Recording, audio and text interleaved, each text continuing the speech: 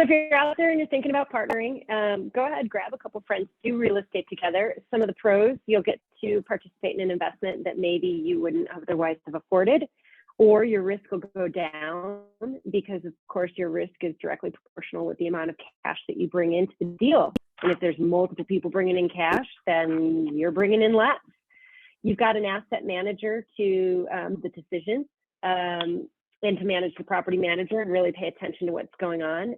And that could also be considered a con.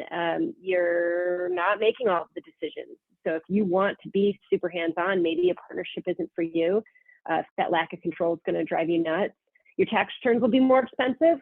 If you're raising adequate reserves, which you better well should, because nobody likes a cash call, then if you're running percentages, that could tap into your percentage ROI.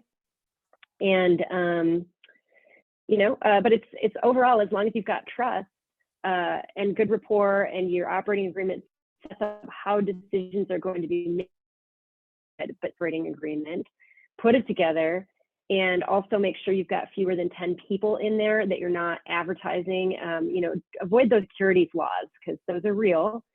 And make sure you've got all your folks set up in advance, and that's going to include your lender, your insurance, because insurance can be different. They're going to want all the partners named, your title, of course, your agent, property manager, asset manager, who may charge a fee. Maybe it's around 1%, and whoever, I just forgot, accountant and attorney. So the trust should be there. And sometimes you can use a partnership in the ways that Tony's done it in the past, which was speed. You can have a few clients who are on the fence, or maybe have decision, analysis paralysis, or just a little bit hesitation on the market. And Tony, as an agent, can go ahead and work up a contract, put his own money into it, and do all that without, he knows what a good deal looks like. So he can just put the good deal together and then see if any their own, if want. But sometimes it can be a tool for speed. Other times that's more of a delay, and your money's out of your pocket longer before performing. So another one of those that can be a pro and a con. But I think, and then the big pro tip, I think the pro tip of the day was also inviting your property manager and tradesmen to be partners, and then they're engaged in the property's success, right? I think Brent wrote that one down.